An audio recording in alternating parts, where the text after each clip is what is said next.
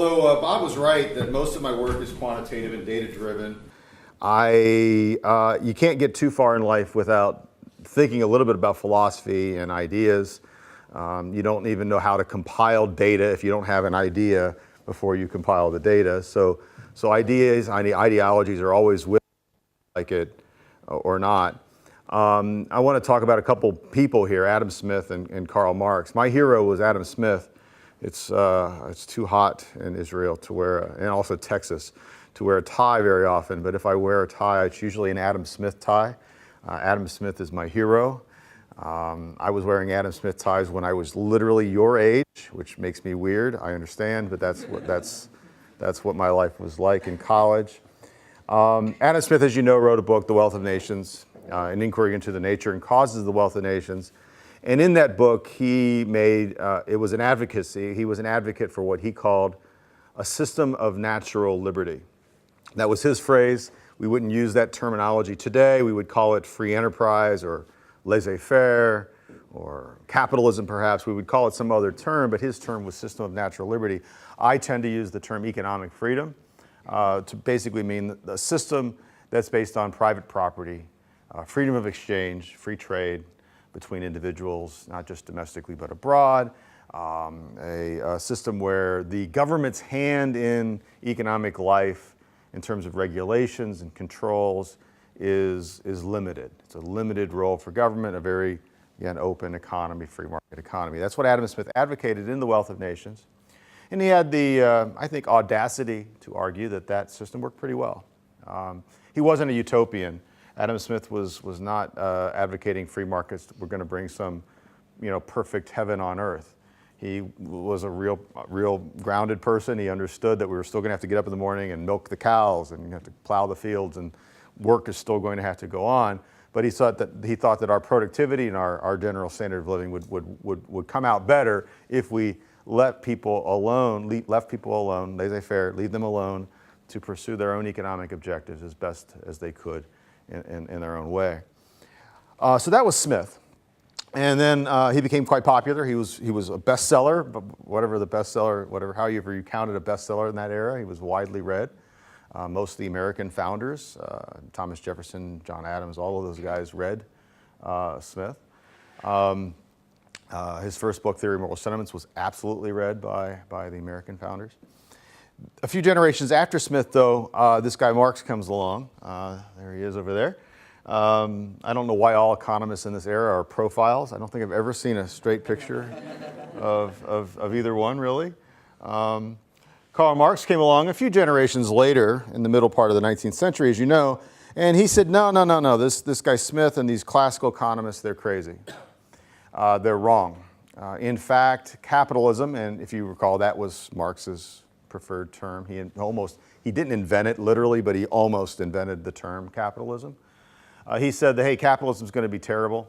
And if you've studied Marxism at all, which I hope you haven't, but anyway, if you have, the list of complaints, it's a long list. It's going to cause unemployment, business cycles, monopolies, exploitation of the poor, sort of cycles downward. In fact, eventually at some point, according to Marx, capitalism will become so oppressive for so many people, the lower class will rise up and overthrow their overlords, so to speak. So we have this one guy, Smith, say, hey, just free market capitalism sort of works pretty well. It's going to deliver the goods. This other guy, Marx, says, no, it's not. It's not going to do that. And we've been sort of fighting it out ideologically for the better part of 200 years. Most of the debates that go on in economics and social sciences, most of the debates that I remember when I was a student your age, when I was a student at Ohio University in mighty Athens, Ohio, I had friends who were communists. I mean that with a capital C, communist. They would wear red armbands and march through campus on May Day with pictures of Mao. I swear this is true. This is the 80s. The Soviet Union is still a going concern. Some of my friends were literally communists. I wasn't, and we would have these arguments, usually with alcohol involved. And I would say something like we should have free trade, and they would say, no, we should have protectionism, tariffs to protect the working class. I would say we should do this, and they would say, no, we shouldn't. A couple more beers, and I would say, you're a commie pig, and they would call me a capitalist bastard or something, right? Sorry for the language. So it turned into, and of course, everyone thinks Facebook and Twitter are so crass. Well, trust me, we were face to face back then, just as bad. But at the end of my years at the university, none of my friends convinced me that they were correct. And I don't think I convinced a single one of them that I was right. It's much fun. In fact, those conversations with my friends, my communist friends, those conversations, those evenings, drinking and arguing, those are the most fond memories of my college years. I have long since forgotten everything I ever learned in a classroom. You're going to remember tonight's hanging out probably more than this talk right now, too. So we didn't really reach a conclusion. It wasn't like what we teach you in grade school or middle school. We say, oh, the scientific method. We're going to talk and gather evidence, and we're going to discuss the evidence, and we're going to, right? That's the simplistic. That's what we teach, 8th graders. It doesn't work that way. It's my experience in economics and social sciences was 2 parallel paths, right? We're over here, they're over there, we're arguing, we're screaming at the other guys over there, and the points are never going to meet. We're never going to reach a conclusion. That's my experience in college. It's my experience today on Facebook, and God forbid that evil thing called Twitter. And I'd like to contrast that with what goes on in the natural sciences. Now, I'm a frustrated physicist. If I was a little smarter, I would have gone into physics. And I still pretend to be a physicist. I go to physics department seminars, and I sit in the back, and I'm like, oh my gosh, I'm in the physics department. Like, I'm almost smart now. But this is what happens when you're not smart enough to become a physicist. You become an economist. So, one of the things I learned about physics, going to physics department seminars, is they argue with each other too. Especially the astrophysicist guys. I don't know what it is. Maybe it's just our group of physicists at my university, but the astro guys are always arguing with each other. But what they're arguing about is very rarely about some high idea. It's usually about data. It's, there's some new data that just came in from Hubble, or there's some new data that just came in from the Very Large Array, or something like that. And they're looking at the data, and they're saying, see, the data say that star behaving the way my theory says the star is supposed to behave. And the other guy's like, no, it doesn't. And they're arguing about the data. And sometimes those arguments get heated, although I've never heard them call each other names. But then they're not drinking at physics seminars. So I don't know. Maybe if they drank, that would happen too. But I would like economics to be more of a natural science, more like the natural sciences. And there are some limitations there. Economics is not a natural science. Our subject matter is human beings. We're not studying atoms or molecules or stars. So there are going to be some deep, important differences between the application of economics, the science of economics, and the science of, say, physics or chemistry. But I'd like us to at least borrow a little bit from them. And instead of arguing about the ideas so much continuously, we go to the data. We get the data from the telescope, and we argue about the data, and we examine whether the data are consistent with one idea or another idea. That's what we should be doing as scientists, and unfortunately, it doesn't go on enough in economics. And so that's my contribution, and that brings me to the reason Bob kindly invited me to come here today, and that is to talk about the Economic Freedom of the World project. What we do, and I've been involved for all of my adult life. It's now 30 years this year that I began working on this project. So I was not just about your age when I started.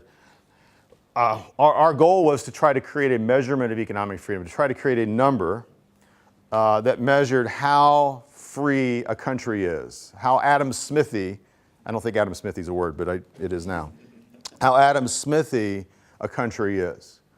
And putting numbers on things is important. It still won't settle all of our arguments, but once we have the numbers in place, then maybe we can have a different kind of conversation. For example, we can put a number on how warm the room is. In fact, we built devices, thermometers. We built a machine that tells us how warm the room is. Even after we know how warm the room is, we've got a number. It's let's say 23 degrees. Okay, That's, by the way, and that's in Celsius. That's all magic numbers to me. I don't know what that means. I just hear people say 20 something, so I don't know if that's warm or cold.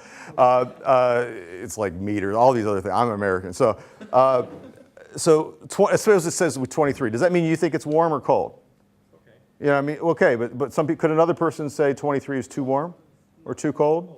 Yeah, okay. So, but people can disagree. Even after we've got the measurement on how warm the room is, two people could disagree about whether that was a desirable temperature for the room. And I think the same thing can be said here. I just want to measure economic freedom. After we've measured economic freedom, then we can talk about all the other stuff about whether we want a little bit more, we want a little bit less, whether we want a little warmer or a little colder. And putting numbers on things, now temperature is a thing we can put a pretty precise number on. The machines, the thermometers that we've developed are very good at it. And I mean, they have thermometers now that go out to like 30, 40 decibel points in accuracy. But economic freedom measurements is going to be a little bit less precise, right? But we put numbers on things that are difficult to measure all the time. We measure gross domestic product in economics. That's a very difficult thing to measure. It's the dollar value, in American context, the dollar value of all the goods and services that are produced in the country in a year. That includes everything from people making cars, and again, I'm going to use American examples. Forgive me. I'm not. If I try to go local, I'd embarrass myself.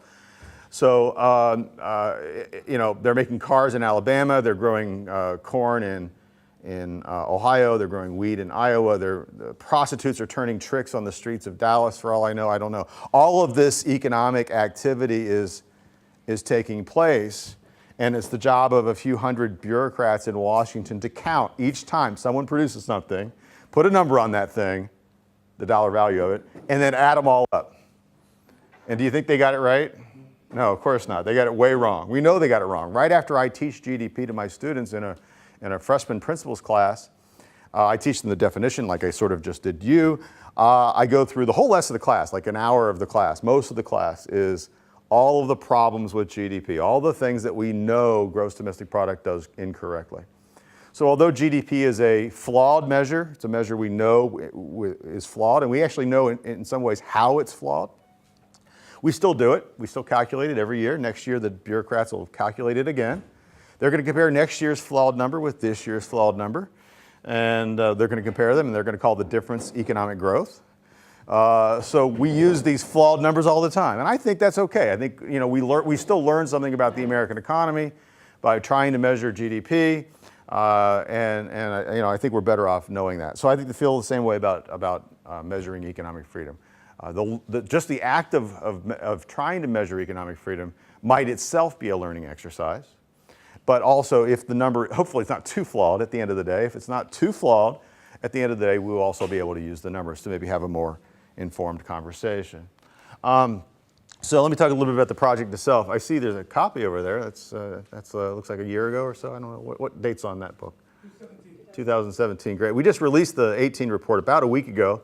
I've never seen it either. The publisher never got me my copy in time before I left on my long trip to Europe. So the project itself is a data-driven project. What we do is we collect data, lots of data.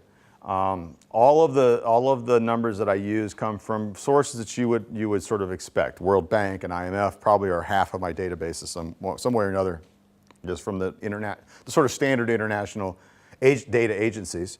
I get some data from the World Economic Forum. You may have heard of them. They're the group in Davos. They have this famous meeting every year in Davos, the Davos meeting. And I don't get invited, but anyway. Then there's, I get some data from PricewaterhouseCoopers, a few other smaller organizations give me some data. So I gather a lot of data. There's 41 variables in the index, and there's 162 countries, and I have data back to 1970. Actually, we've pushed some data back to 1950. So, 162, data back to 1970, 41 variables, although we don't have all 41 variables all the way back to 70, but we've got a lot of data. The spreadsheet is something like 50 megabytes big now. I can't email it anymore. The email systems won't let me email the file. So it's a big data collection project, and we don't have the time, and I know you don't have the interest in listening to me go through one by one. So let me just give you a few examples of the kinds of things that go into the index. And I'm going to use these 5 areas here as sort of a template. The index is structured, is organized around these 5 sub-areas. The first one is size of government, and then property rights, sound money, freedom of trade internationally, and regulation. So let's talk about size of government first. So size of government, how big, and this is in a fiscal sense, tax and spend. How much money should the government tax and spend? That question. From a standpoint of economic freedom, we're trying to measure economic freedom. How big should the government be consistent with economic freedom? So I'm going to go to my guidepost, which is Adam Smith. Adam Smith wrote a chapter in The Wealth of Nations on what government should do. It was a chapter on public finance. And if you read the chapter, it's not a very long chapter because Adam Smith was a small government guy. All right, so Adam Smith, a government, according to Adam Smith, should have national defense to keep the dirty French away. Okay. Should have cops, police officers, to settle bar fights, in the street, because it's Scotland. You know how they are in Scotland. All right. You should have courts, because people steal each other's cows sometimes, and then they argue about who really owns the cow, right? And we need a judge to settle these kind of property and contract disputes. So we need a national defense, we need a court, the sort of standard argument for government, we need courts and cops and national defense, and right, okay. You also need a regulation. Well, we're going to come to that. If the judge has to judge by something. Well, okay, that's a good question. So how does the judge know, in an English context, there was no written law, hardly, there was no legislation to speak of, it was all done by common law.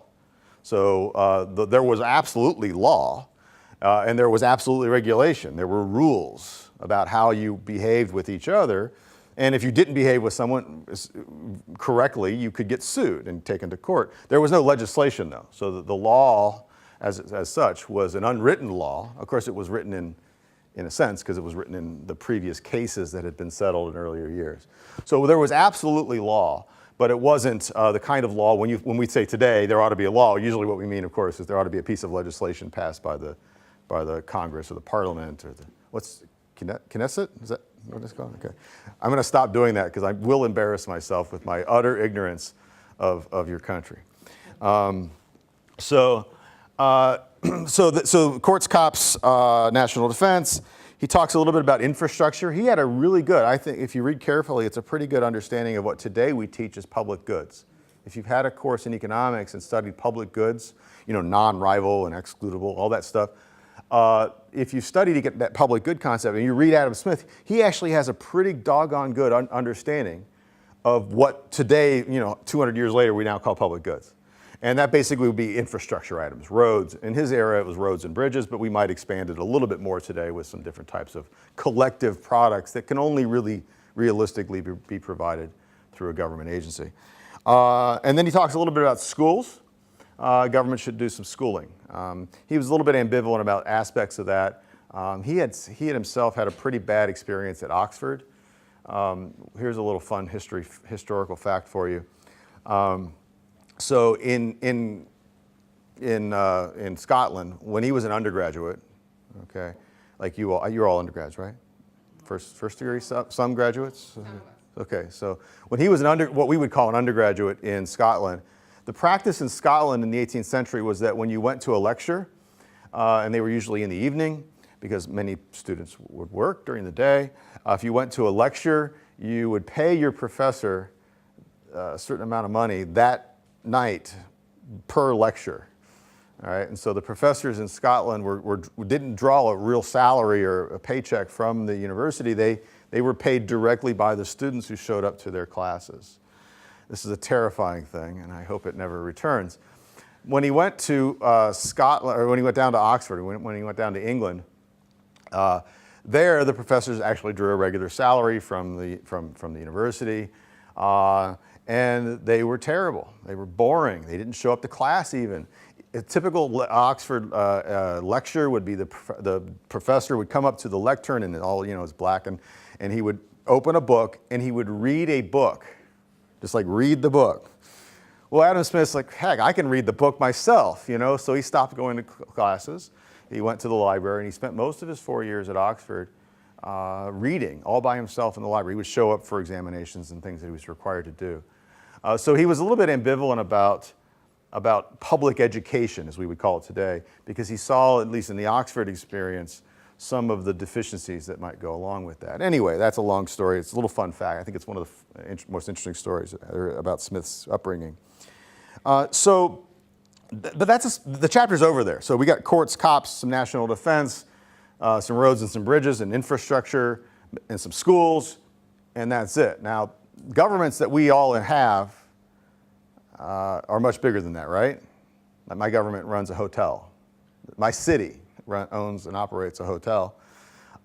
We have swimming pools for kids and basketball leagues for the children, and we have art. We have government art, and we have all these things. Government is this big. Adam Smith's desired government, if you read The Wealth of Nations, is this big, right? He's a radical small government guy.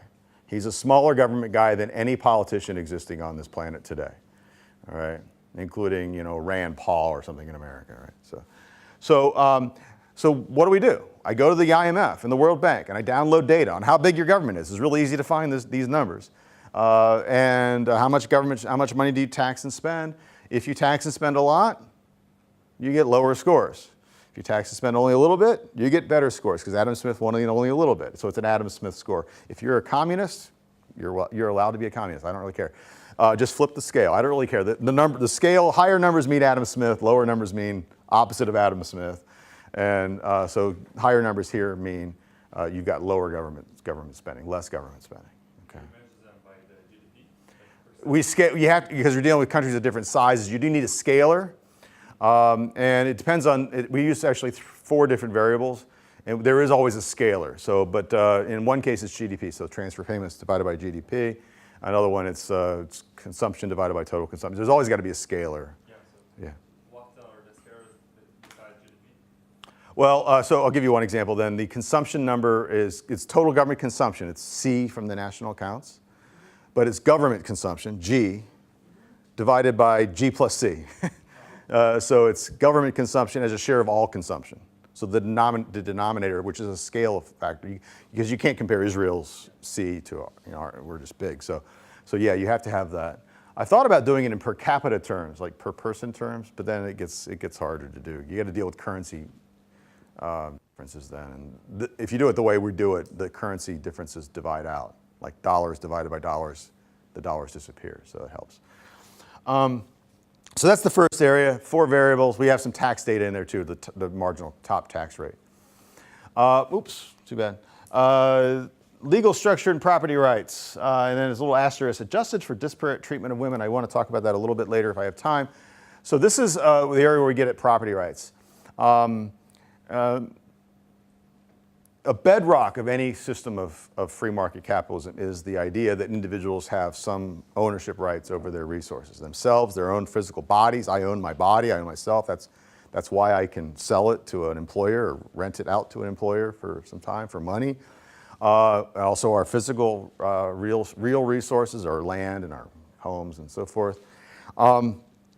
Let me give you an idea. There's 9 variables from 3 different sources. Let me give you an idea of one of the types of. We don't have name tags. I'm going to pick on you. You're right in front. What's your name? Pinchas. Pinchas. That's terrible. I'm sorry. I'm going to call Peter over here. Peter's. By the way, Pinchas is the Hebrew name for Peter. So is it? I nailed that. All right. That's blind luck right there. So Peter here, let's suppose I give him $5 to wash my car. I say, hey, Peter, wash my car for $5. Are you willing to do that? And he says, yeah, and he takes my $5. Now, what I didn't know, I'm sure you all know this, but he's kind of a flake, and he doesn't wash my car. He takes the $5, he goes down to the pub, and he drinks a pint of beer with my $5. Now, at this point, he's almost a criminal, isn't he? I mean, if you take someone's $5 in exchange for the promise to wash their car and don't wash their car, you're not that different than a mugger who simply steals $5 from me. Now, suppose I sue Peter in a court. Suppose I take him to court. And suppose I sue him in Israel. I don't know what Israel's number is. Suppose I sue him in the United States. And I take him to court in Texas, and I say, Judge, Peter took my $5. He said he was going to wash my car. He didn't wash my car. Look, my car's still dirty. Judge, make him give me my money back. Now, to be fair, I would never sue Peter for $5. This is stupid. But the World Bank actually estimates how many days and how expensive how much money it takes to settle a simple contract dispute like that. Open and shut case, I gave so-and-so money, so-and-so didn't perform the service, they said they were going to preserve. How long will it take? Now in the United States, anybody have a shot? How much is this is the World Bank. I have no idea. I've never sued or been sued, so I don't know. But how long does the World Bank say it'll take in the United States to settle a simple dispute? 1 year. 1 year, exactly. Yeah, nice. Some places it's 3 years. Now where's my property? Where's my $5 more secure? The 1 year place or the 3 year place? Well, obviously the 1 year place. There are some places where they say 6 months. So we score this. We just basically score this. Countries that have shorter and less costly courts from adjudication of disputes, those places get better scores. It's just one example. We've got a bunch of things like that in the area too. I'll talk about the disparate women thing because it's obviously going to be relevant in the Middle East. Access to sound money. This is the area where we talk about another type of tax. The first area was the type of tax where the government taxes your money, like literally, here's a tax. The second area is kind of like when criminals or take your money for like $5. That's like a $5 tax. This third area is a little bit like that. And I have a story, and this is true. When I turned 16, and you can drive at 16, in the United States, I got my driver's license, and my dad pulled me aside, and he said, "You should get $100." I like the way he never gave me $100. He said, "Son, you should get $100." I'm like, thanks, Dad. I should get $100, thanks. So he says, you should get $100, and you should fold it up as many times as you can and hide it in your wallet, in some part of your, and then try to forget about it. And this is the 1980s. We didn't have cell phones, and I didn't have a credit card.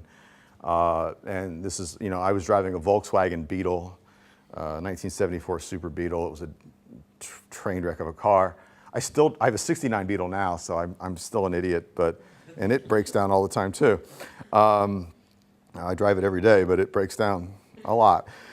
So I was driving this old Beetle. It was breaking down. So the $100 was, a tow or maybe pay a mechanic if I didn't know how to fix it, that kind of thing.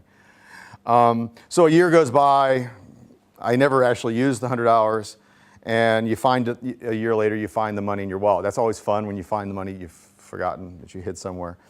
What's the problem a year later when I take that $100 off to the store to buy something? It's worthless. Yeah, we all know there's inflation over the course of the year. If inflation is 5% this year, then that's just like someone took $5 out of my wallet. Now, they didn't because it's literally the same $100 bill I put in my wallet, but if inflation's been 5%, it's like someone took $5 out of that 100. That's monetary economists call this an inflation tax. Inflation acts as a tax on anything that you have that's denominated in currency units. Well, currency is denominated in currency units, but also bonds, long-term leases, mortgages, lots of pieces of paper that we have in our lives have dollars on them, written on them, and all of those assets are subject to this type of inflation tax. So the area we measure inflation. We have several different types of measurements here, but they're all basically getting at our security in like that $100 bill or that mortgage or that lease contract, that bond contract.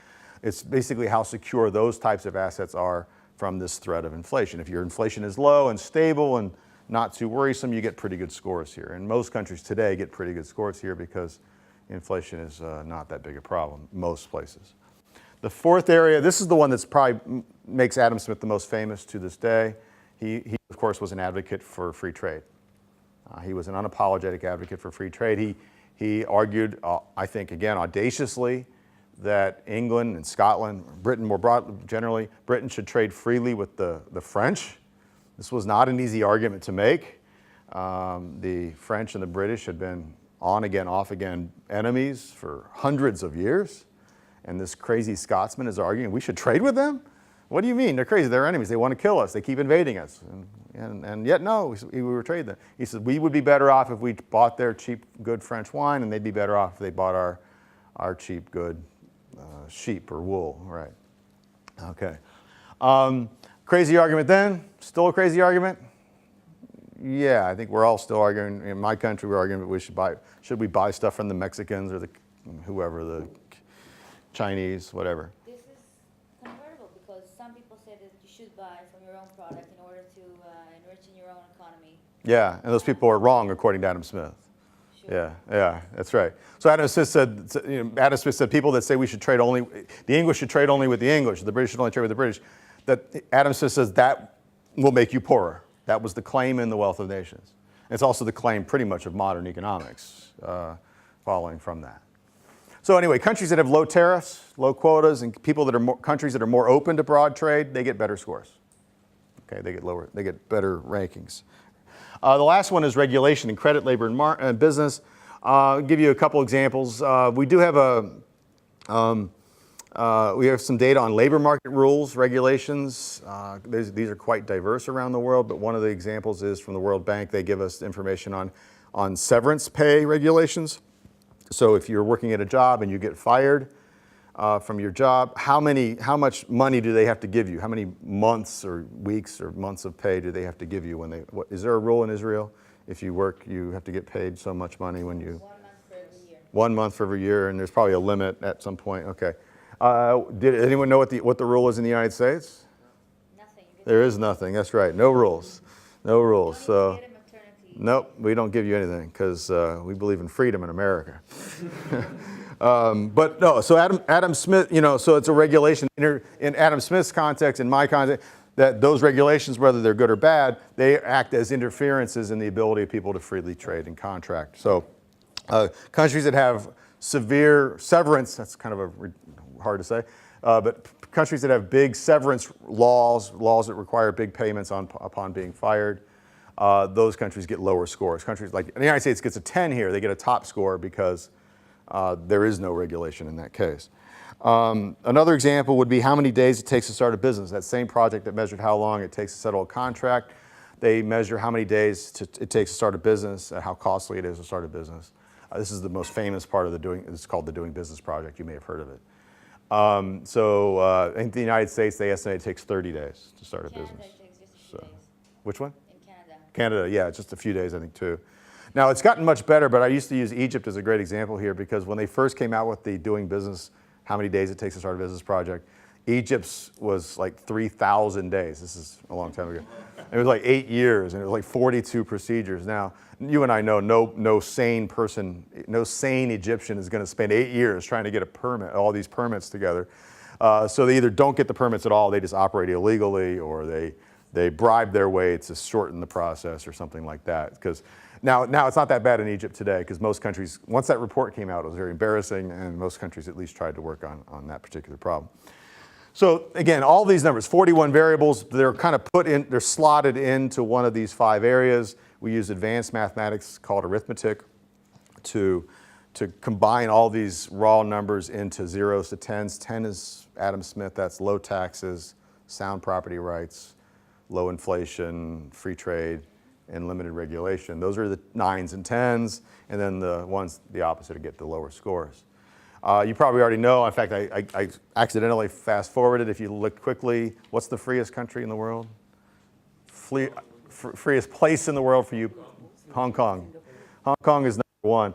I didn't need to know a lot about the world or to know that. If any other country had come out first except Hong Kong, I would have known we did something wrong. And I'm getting into debates about whether Hong Kong is a country. They have their own passport, their own money, their own government. When a Hong Kong person goes to China and they get in passport lines, do they get in the Chinese line or the foreign passport line? They get in the foreign passport line. They are a country in every sense of the world. So I get in arguments now, especially Chinese people. Hong Kong's not a country. I'm like, all right, it's hard to say jurisdiction over and over again, right? Hong Kong is number 1. Top tax rate in Hong Kong, 15%. Hong Kong billionaires pay 15% maximum. Right? Property rights, secure. Great court system. In fact, one of the things they do in Hong Kong I think is really cool. At their high level, not the trial level, but at the next level, the appeals level, they recruit judges from England and Australia, New Zealand, and Canada, other common law countries. They recruit judges. They go to England and say, hey, you guys are underpaid. How about you come to Hong Kong and be a judge here, and we'll give you 5 times your previous salary. And they're like, sure, I'll spend 5 years in Hong Kong being a judge. So they recruit the best legal minds to their legal system. It's a really good legal system. most contracts, of course, are settled privately through arbitration, but a lot of Chinese mainland contracts that end up in dispute, where the parties are disagreeing about something, if they end up in court, they'll actually go to a Hong Kong court to settle it. And the Hong Kong courts actually make money. They charge court fees, of course, for this, so that it's quite a big business for them. The third area, no problems in Hong Kong with inflation. What the tariff rate, the import tariff in Hong Kong?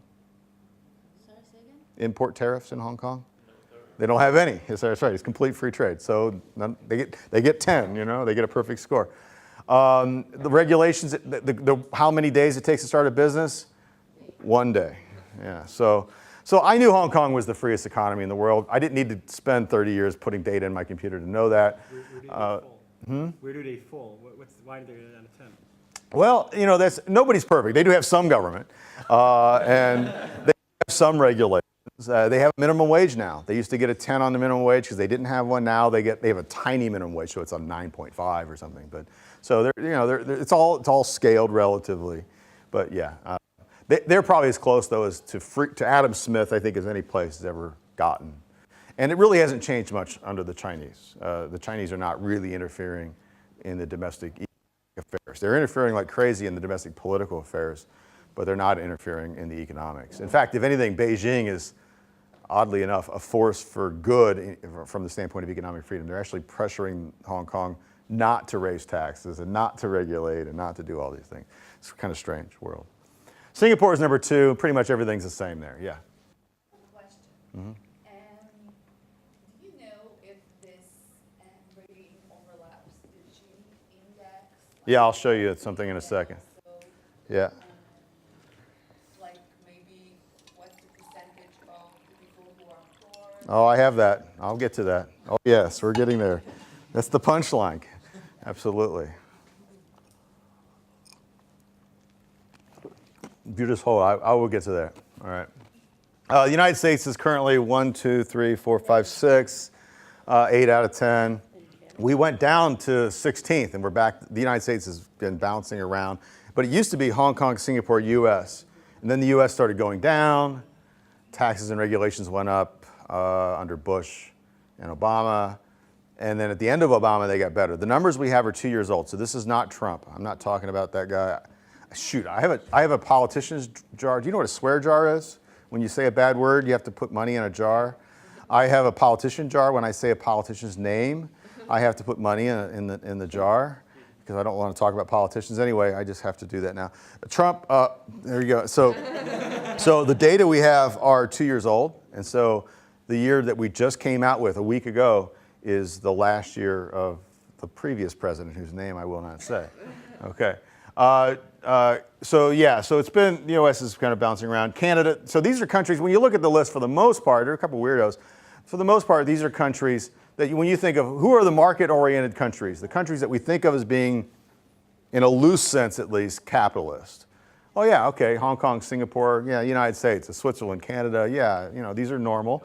A couple weirdos. Georgia, of course, former Soviet Republic, not too far away, has gone way up, and Mauritius, the little island nation, of course, in the Indian Ocean. Tax place? Is it because it's a tax place? No, it's not actually. It's not. No. In neither case, these are actually pretty authentic, liberal. Again, I use liberal in the correct sense, not the American sense. These are liberal economies, actually through and through. Yeah, they reformed a lot, especially Georgia reformed a lot. They're not tax havens, is what I'm saying. Yeah. So here are some of the larger countries. I'll show the Middle East in a minute. So these are just some of the larger countries. Again, the U.S. is 6th. Chile, I think, is the topic of the next talk, is 15th, and it's the highest rated Latin American country. The colors indicate quartile, so blue is top 25%, green is the next 25%, yellow, and then red. So you can see sort of these are the large, more populous nations in the world that people kind of focus on. India, China. China's a tough country to rate because you can see we score them 108. I keep looking because this is brand new and I haven't memorized all the numbers yet. So China is about a 6.5 and 108th ranked out of 162 countries. So that's not very good. Surely, what number do you think we had for Mao, like 1975 China, at the height of the Cultural Revolution? Well, we didn't have a score actually because we didn't have any data for Maoist China, but I'm sure it was a 2, a 1, some very, very low number. So there's been a lot of liberalization. Private property and starting in businesses are legal in China. It's been a lot of liberalization, a lot of movement towards Adam Smith. I don't know what their old number was, 1 or 2 or 3 or some very low number, and now it's a 6.5.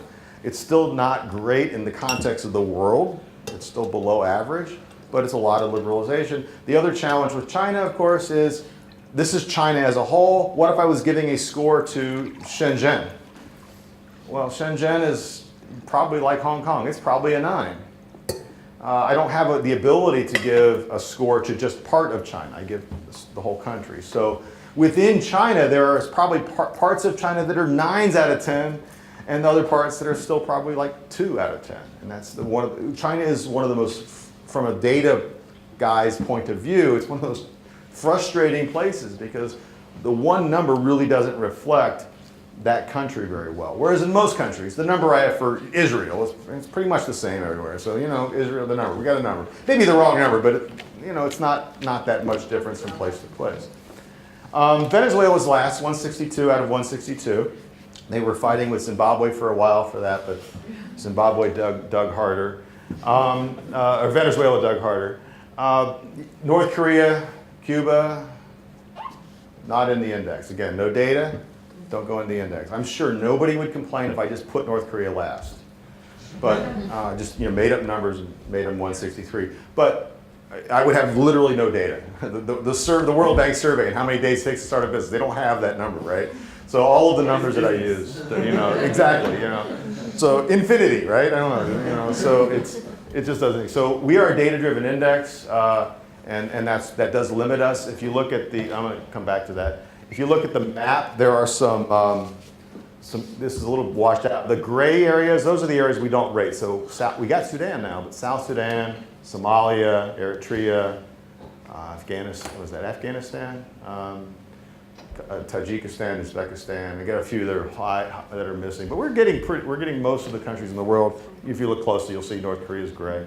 So we do cover most of the world now, and every year we're trying to add a country or 2. We just added 3 this year. We added Iraq, South Sudan, and Belarus.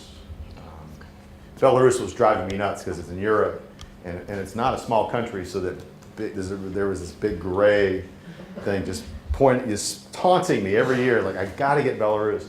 I knew they'd be red, by the way, and they were, so not surprising. Just for your purposes, I don't normally do this in a normal talk about the index, but since I was coming here, I threw together a slide with the sort of you and your neighbors.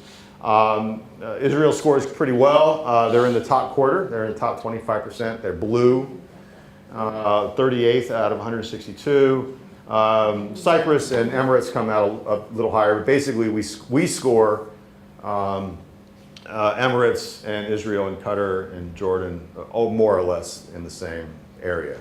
I know some people here who think Jordan is overscored, but then again I talk to people who do business there and they say it's the highlight of their business experience in the Middle East, so I don't know what to believe anymore. And then it goes on down. So the Middle East has the range from the blues through the greens and the yellows and the reds. This area of the world has an incredibly diverse array of economic freedom experiences. I might mention that Israel wasn't always so good. If you know your Israeli history, your Israeli economic history. We used to make fun of Israel, actually. When I was your age, Israel was a basket case, socialist basket case. In 1990, the Israeli score was 4.48, which is really bad then, and really bad would be today. So Israel is one of the star pupils, if you want to think of it that way. One of the great examples of economic liberalization in the world. I've written a couple papers. Again, I don't put myself as an Israeli scholar at all, but I've written a couple papers about liberalizations, and Israel's always on that list that it highlights. It's one of the top, certainly one of the top 10 liberalizing examples in the world. I mean, you have the Chinas and Indias that get huge amounts of press, and New Zealand is another good example. Georgia is a great example, but Israel is certainly, they're in my top 5 actually of countries that have liberalized. And as you probably know a little bit about the history more than I do. Yes. So I have a question. Both in the 1990s here in Israel, there were a lot of immigrants that came. So obviously the economic had to have its time to settle down and to understand. And most of the people that came in the 1990s were a huge workforce. Right. Lots of doctors Very and lots of, educated. we were just discussing it yesterday. And so that's like the first thing, if it takes in consideration the fact that a nation goes through, I don't know, like crisis and stuff like that. And the second is that, does it really reflect how good is the economics? Because obviously Qatar has nothing to do with the economic of Jordan. There are tons of, unemployment rate in Jordan is very high and their economics is very not developed in like technological aspects. So so this is, we're not looking at outcomes at all in the index. The index is just looking at sort of policy inputs, tax rates, regulatory policy, and so on. Then the research question is, given those policies, what's the performance going to be in different ways? What we're going to see is that the performance tends to be better, but it's not going to be uniformly better. There will be some countries that have high scores on this index that don't perform as well as other countries. And then there'll be some countries that have low scores on the index. So there'll be individual outliers. There'll be individual countries here and there. I think Jordan is a good example of one that scores high on our index, but doesn't perform as well as you might think. And there may be reasons for that that people could talk about as well. So the index itself is not designed to capture those things. In fact, that's the research question. That was the question we started out with, was once we have these numbers in hand, we can then turn to the question that you're asking. So it's exactly the right way we're going to go. All right. So there's the color map. Again, Middle East is way too small on the map to focus on, but you can see that most of the world. I do like when I give public talks, I spend a lot of time in Georgia. I go to Georgia more or less once a year, sometimes twice a year. I was there when the Russians invaded even. So in August of '08, it's 10 years ago this year. I know a lot about the liberalization in Georgia, but I do so I have a certain amount of knowledge about the Soviet and post-Soviet experience. And to me, that's been one of the most fascinating things about living in the last 25 years, is watching the Soviet Union break apart and then watch the various bits and pieces of the Soviet Union sort of go their own way. Some of them, like Georgia, decided to have civil wars for 10 years and then liberalize. Some, like Estonia, and to a lesser extent Latvia and Lithuania, they started liberalizing right away. Some, like Ukraine, said, we're good the way it is. It's terrible, but we're going to leave it like this. Belarus, same thing. So you see some countries moving towards liberalization very quickly, and other countries just not really reforming at all. And so you have this sort of explosion, really, a splintering out of different countries. And the index, every year we did the index, the index is able to sort of track how those paths are having. To me, that just was pretty cool, and because I've got some interest in that area. In my part of the world, the Western Hemisphere, as you can see, the United States has, again, always been blue, but Latin America doesn't look too great, except for Chile. And parts of Central America have really done a lot of liberalization lately. They're still pretty poor, but in recent years, they've moved from sort of yellows and greens to greens and blues. And that's been hopefully that will help them, I don't know. And that actually brings us to the question that I think we've already had a couple questions about, and that is, who was right, Adam Smith or Karl Marx? Smith was right. Let's look at the data.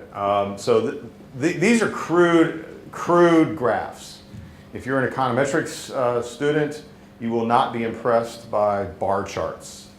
And I would be with you. I am with you. I want regression tables with controls. I want instrumental variable. I want all the modern econometric technology. But trust, if you want to just trust my, this is a pure argument from authority, but trust me, when you do this kind of stuff with the more sophisticated econometric analysis, you get the same answers anyway. And I don't know what time zone I'm in, and it's too early to look at T-tables, T-statistics, right? So, 35 minutes. 35 minutes. okay, great, good. Get plenty. Income per capita. This is blue is top 25%, so these are quartiles.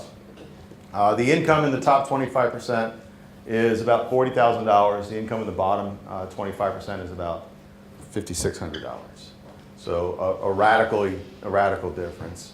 Adam Smith was right. You're right, though. There are some countries like Jordan that have low incomes that are in that blue column, so they're bringing that blue column average down. And there are some countries in the red that have higher incomes, and they're bringing that average up. But the averages are pretty strong. If you do a scattergram, you get a pretty nice sort of relationship. What is the big difference between the most free than the second? Like, why it's so big difference? Yeah, that difference seems to be a little larger this year, although sometimes it really is an artifact of, it's because those 2 or 3 countries that are on the border, sometimes they'll switch.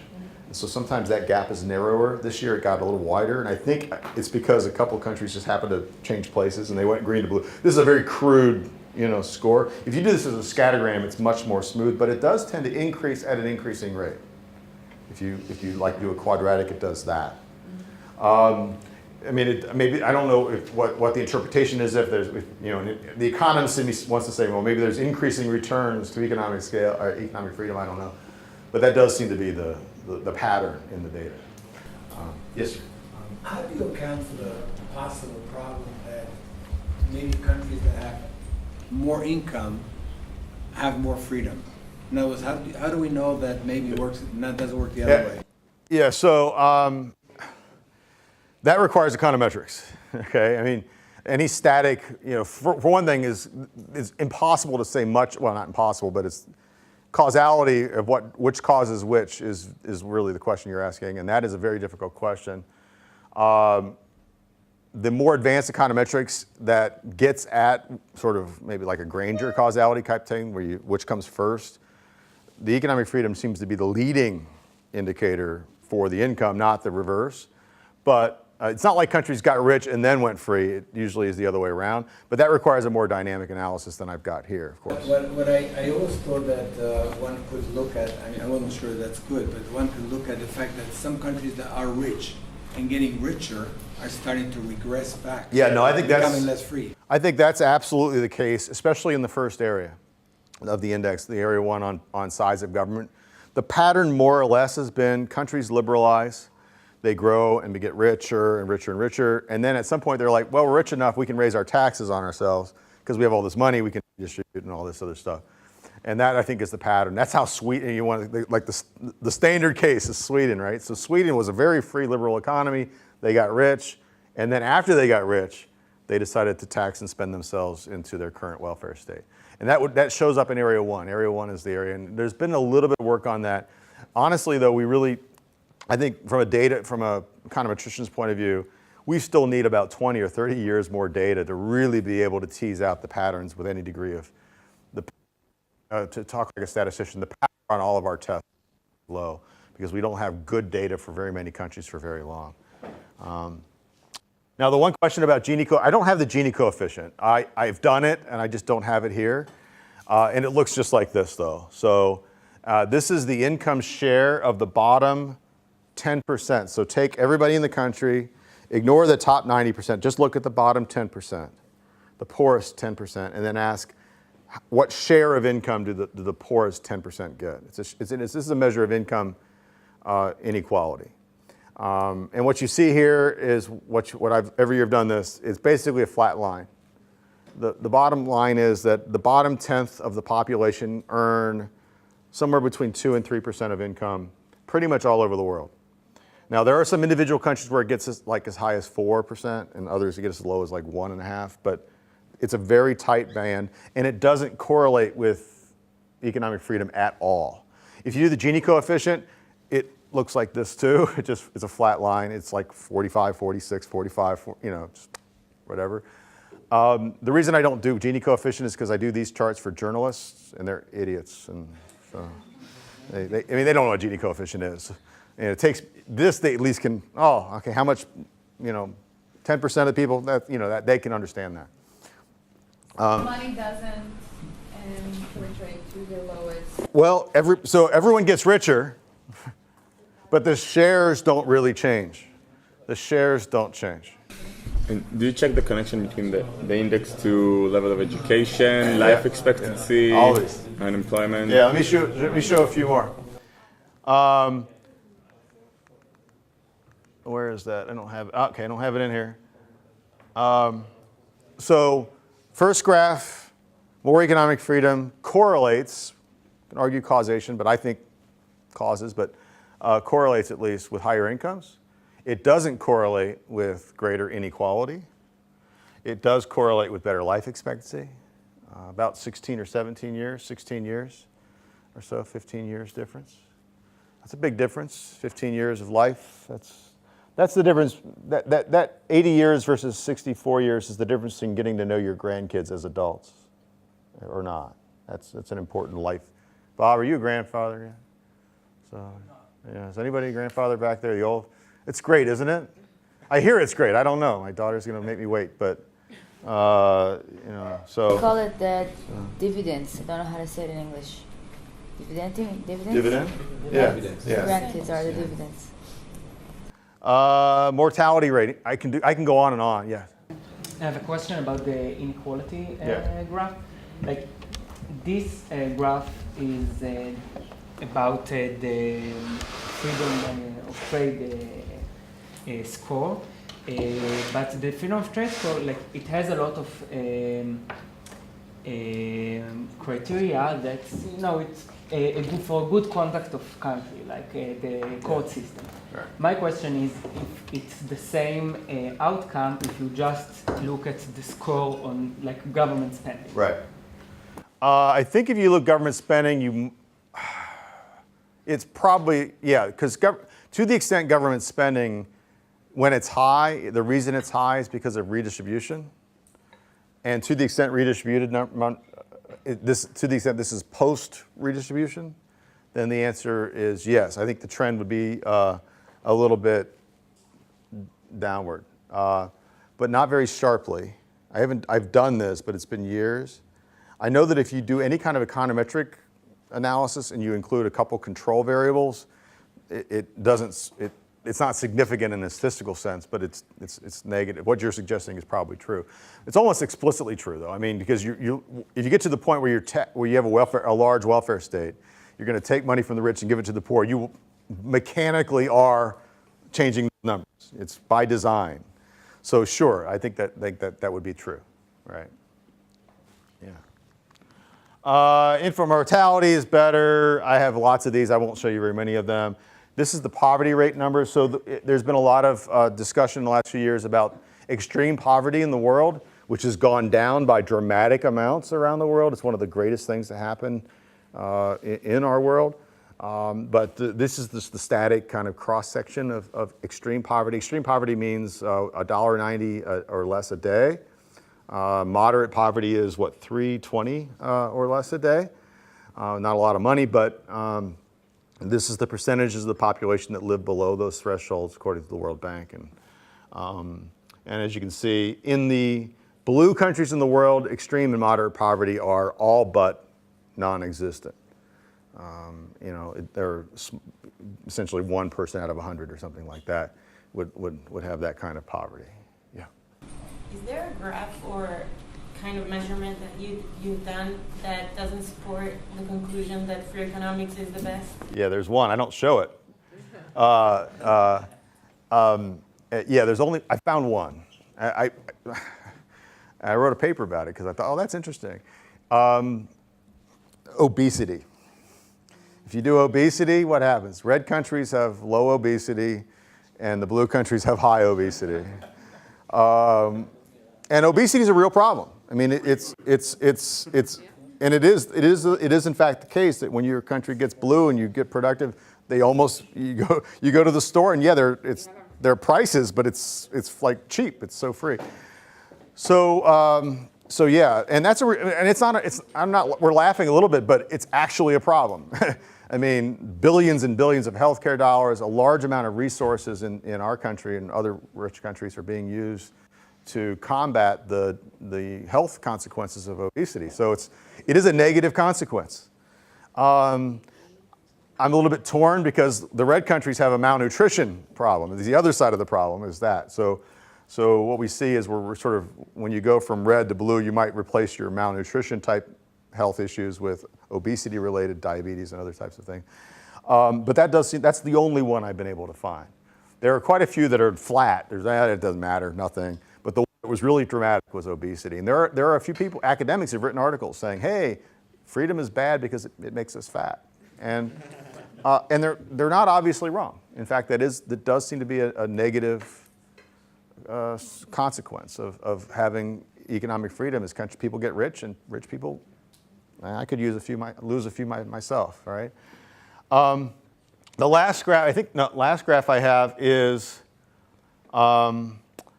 civil liberties and political. This is from the Freedom House. Their index scores are backwards, so low numbers to them are better than high numbers. To me, that's counterintuitive, but so I rescaled it so that the low numbers go up.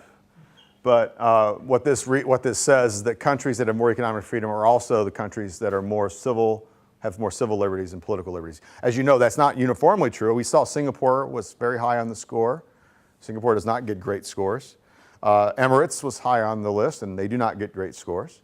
So there are individual countries that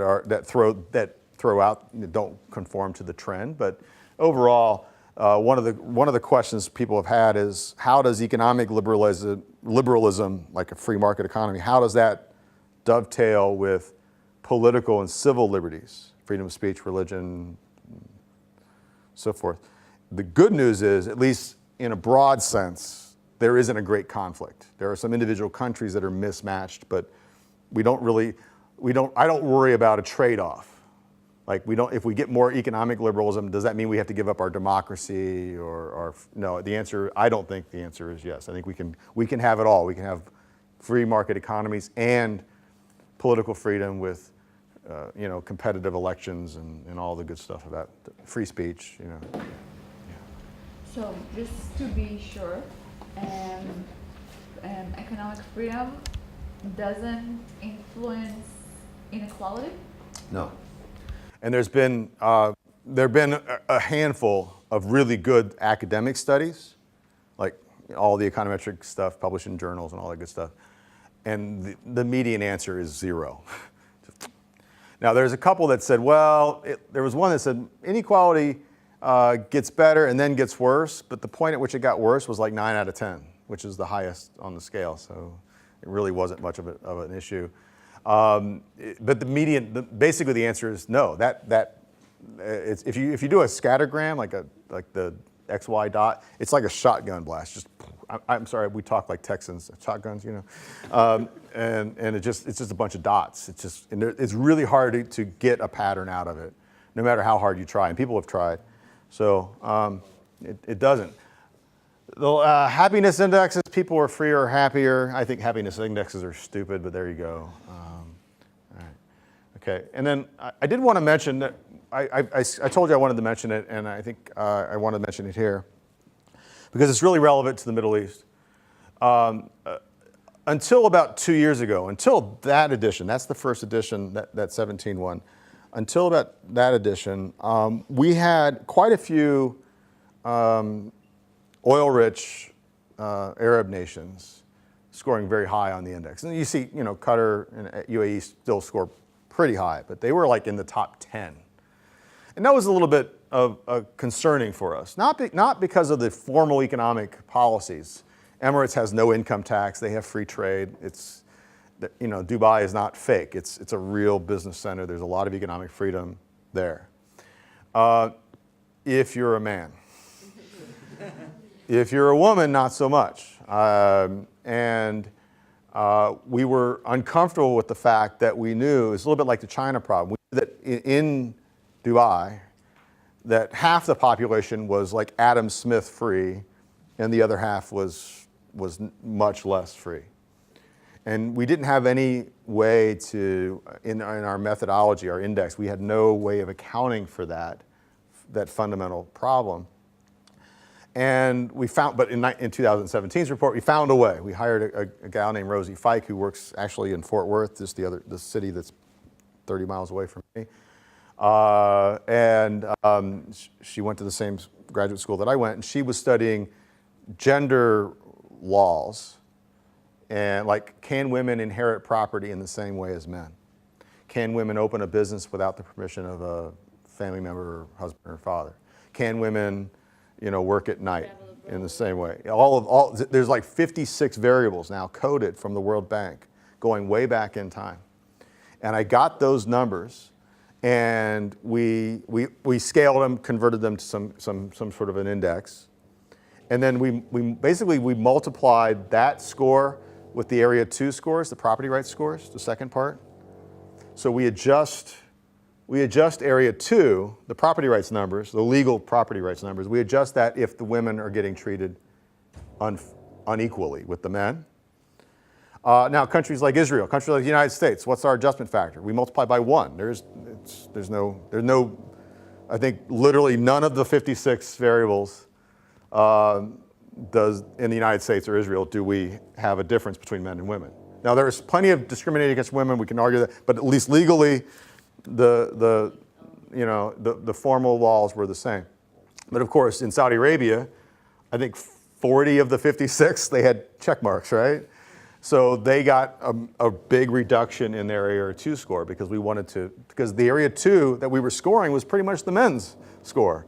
So we took them down, and that hit them. So a lot of those countries came down. It is gone, and it is, but it's still pretty bad.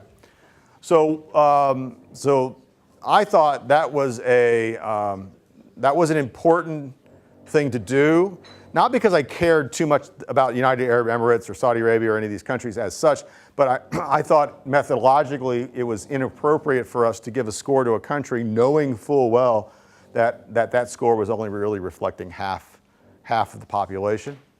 And so now we're dealing with that. I'm very happy with that technological innovation, which brings me to a point. This is a scholarly project.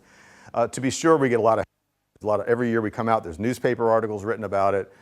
We occasionally get politicians talking about it, but I don't care about any of that. I just care about doing a scholarly project. So it's always evolving. Every year we are looking at data that becomes available, new numbers that become available, doing a tweak like the gender variable I mentioned. We're always trying to make this, in a scholarly sense, a better project. And then, yes? I wanted to ask, when you raised the thing of the freedom for women, it raised me the question that I felt like if you're dealing with China or even Hong Kong and you're not concerning the political rights, Yeah. I had the feeling it should have an impact on the freedom of economics, because if state-run enterprises do have a lot of influence politicians, Right.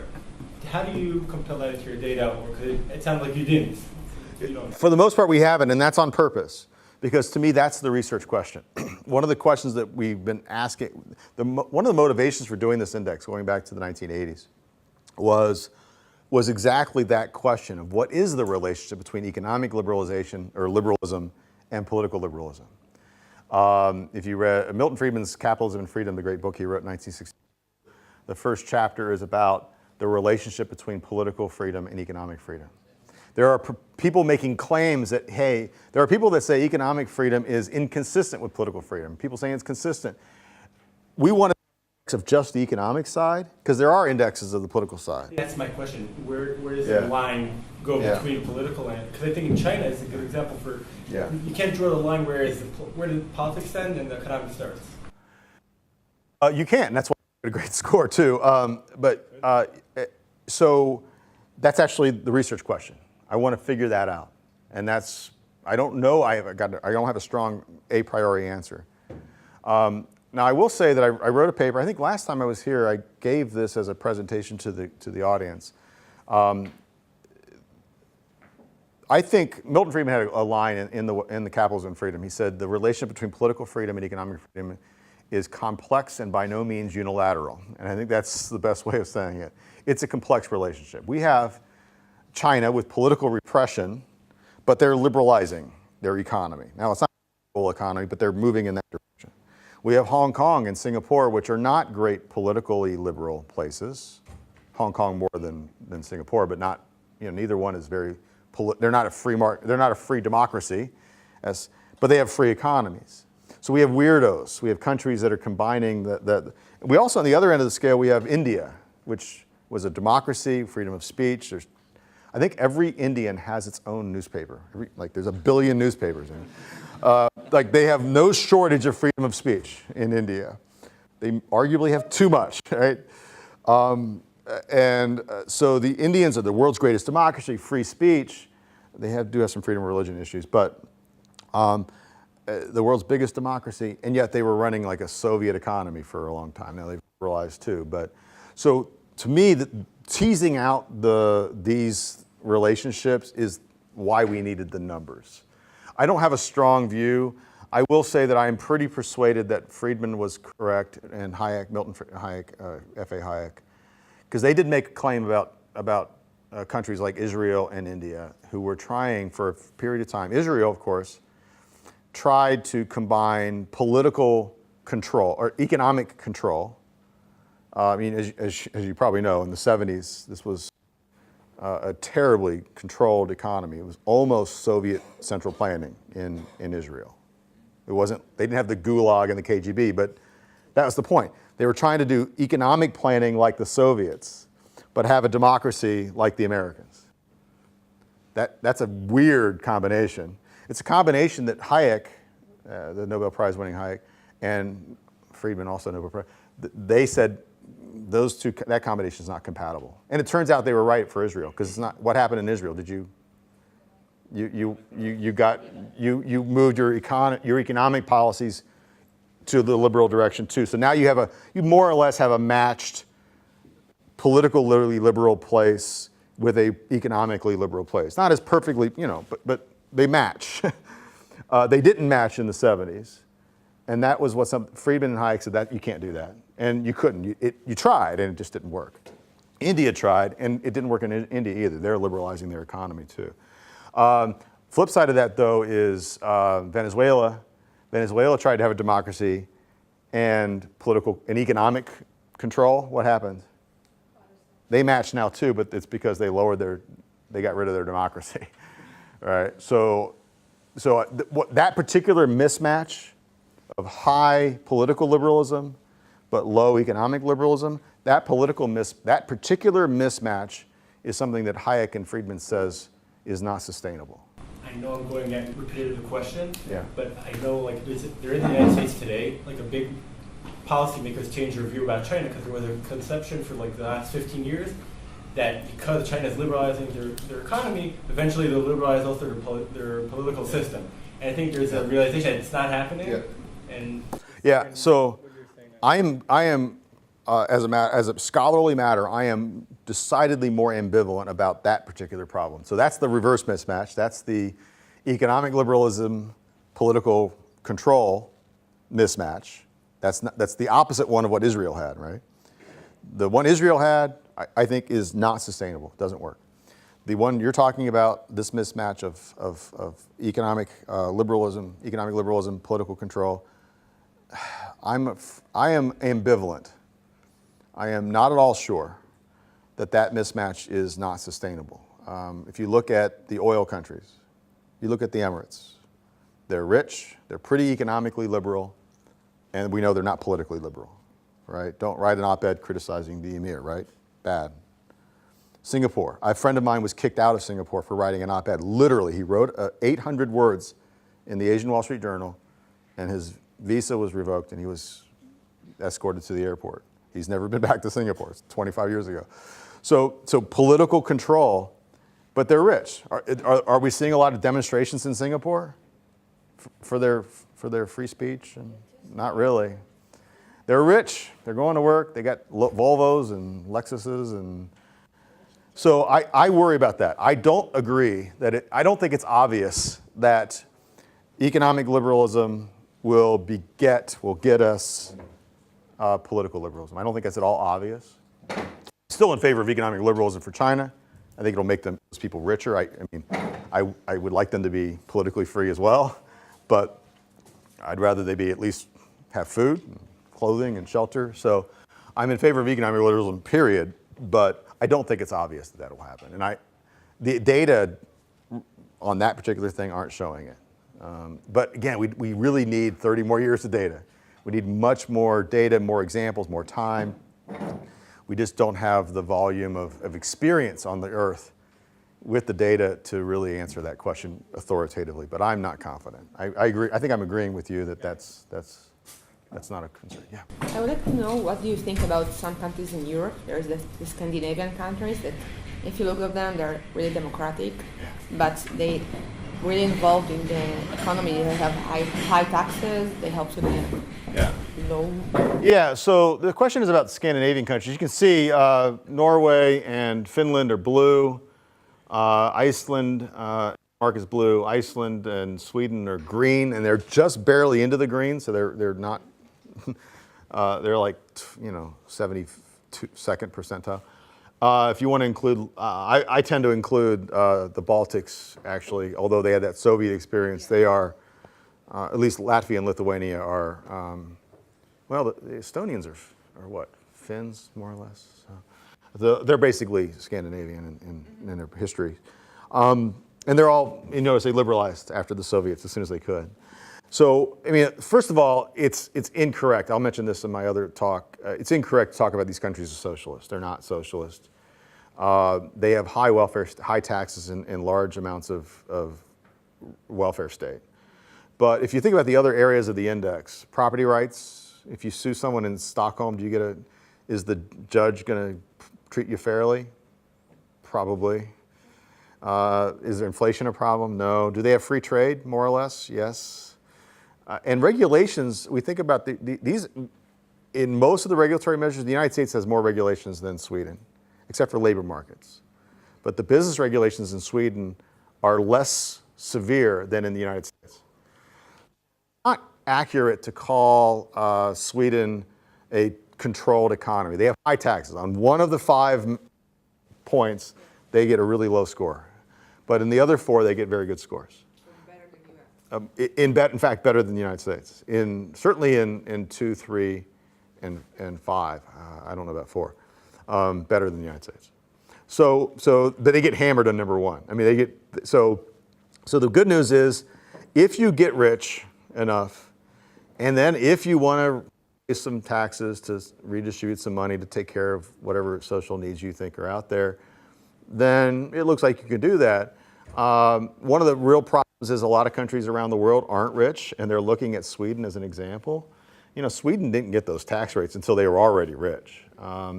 So if you're Congo right now, I would not be looking at Sweden as a great example, a great model. So I do spend a lot of time trying to disabuse the myth of the socialist welfare state. They're not socialist at all. I mean, Volvo's a private company, People live in private homes. Are prices regulated in Sweden? Like grocery store, food, clothing? No, it's a free market economy, except on tax day when they take half your money. But So they have the one aspect of it. yeah. Will it last? In the long term run, do you think? Yeah, so, I know Sweden more than the others because I have friends who live there and I follow what they're doing. There is a lot of going backwards now on that. Swedish spending in all the welfare states, northern welfare states, spending is down over the early days, 70s, 80s. It's down over those periods. Kind of doing this a little bit. It's still higher than the United States. Just in a crude sense, GDP per capita, total spending as a share of the economy in Sweden is about 45%, down from as high as 55%. And the United States is 35%. So the gap between the United States and Sweden is now 10 percentage points of GDP. That's a meaningful amount of money, but it's hardly the difference between capitalism and socialism. It's just a very small thing.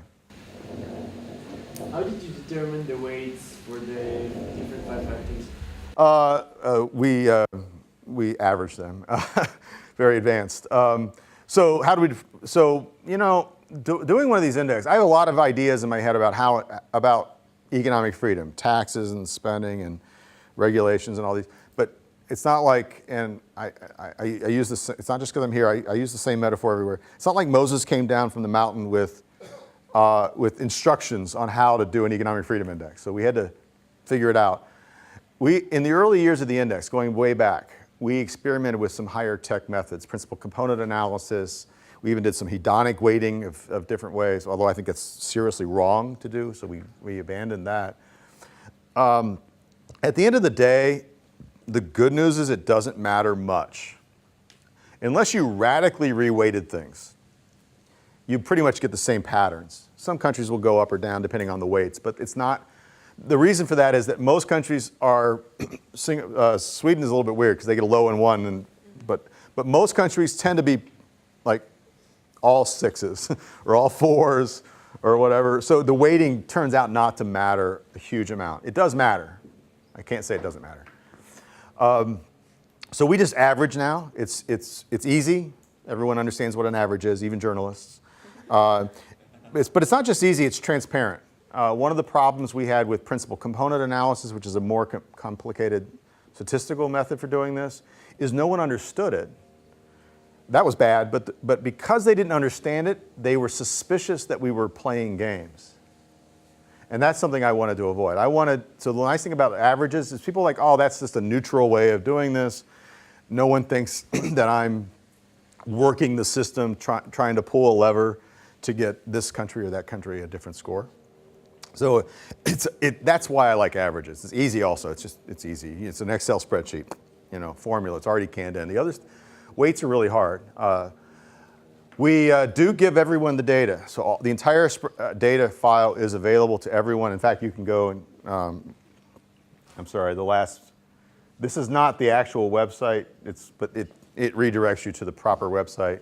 It's just a shorter name. Somebody created Free the World. I think it's a stupid name, but it goes to the Fraser Institute, which is our publisher, and you can download the data.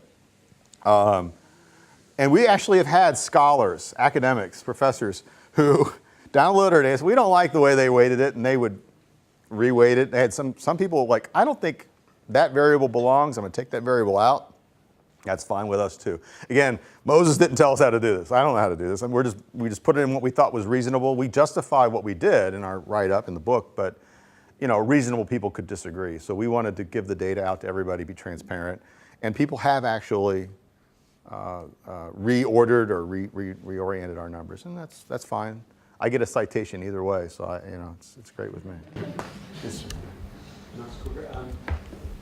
Do you observe in any way that, from an Israel perspective, for example, many university campuses in America and Europe, which supposedly should be a forum of free speech, the free speech is only if you agree with the given perspective of whatever is in fashion at the time. It particularly affects Israel because the intolerance of lecturers and teachers from Israel is becoming very oppressive. That seems to be a contradiction to the index in that micro space. That's a great question. I certainly read all the headlines, and I certainly have followed some of this. What is the anti-Israel academic? BDS. What? BDS? Yeah. I follow that, in a social media sense. I have to say, and I give a dozen, 20 talks a year at college campuses. I have never had a problem, never seen a problem. I've worked at 4 universities, never really seen much of a problem. It is a problem, though. It's just an extraordinarily uneven one. So it's in the American context, the problem that you're identifying of either the anti-Israeli free speech issue or just general free speech issues is pretty much confined to elite East and West Coast universities. You won't see it in the so-called flyover country much, although even on my campus there's been an issue. One of the things that is important is that it is not the students or the professors for the most part who are driving this phenomenon. It is mid-level university bureaucrats. We have the people that run the residence halls for students. Students live in the dorms. Those people, the directors of the student government, student services, those are the people that are enforcing the worst of the problem. It's not the faculty. And I think I argue on my campus and others that we need to get those people under control, because nominally we're supposed to be in charge of the university, not the hourly employee who's determining what room assignment your club gets. Anecdotally, I've had a few problems on my own campus, and I'm at Southern Methodist University. You could not find a more conservative college camp. Well, yes, you could. But it'd be hard to find a mainstream university, or very mainstream regular university. We have football Saturday, all the normal stuff. We're not very religious, although the Methodist is in the word. That's a joke. No one cares. Even at my university, with Texas billionaire kids from Texas families, we've had issues. But they get quickly dealt with by the faculty and the students because we're fighting against the bureaucrats. I don't have I think it's overblown, but it's real and overblown at the same time. Does that make sense? Because it's horrible here, but then over here it's nothing at all. Don't send your kid to Bryn Mawr, is what I tell people in America. Just don't send your kid to an elite East Coast school if you care about this, because those places are suffocating. You cannot step out of line as a faculty member or a student. But there's 2,500 good universities in the United States, so just vote with your feet. I will say Middlebury, up in the one where they had a big problem with Charles Murray, their enrollment was down 20% last year. And so I applaud the market response to them. So anyway, go to the website. There's our index. There are actually other economic freedom indexes. Is it? We are at time? Okay, there's other economic freedom indexes. United States, there's Italian states, Brazilian states, Argentinian states. There have been a lot of indexes done of economic freedom at the subnational level. And so if you go to the website, you can identify all those other studies. I don't have anything personally to do with those, but they're out there and they're pretty interesting. And we are out of time. Thanks, good questions.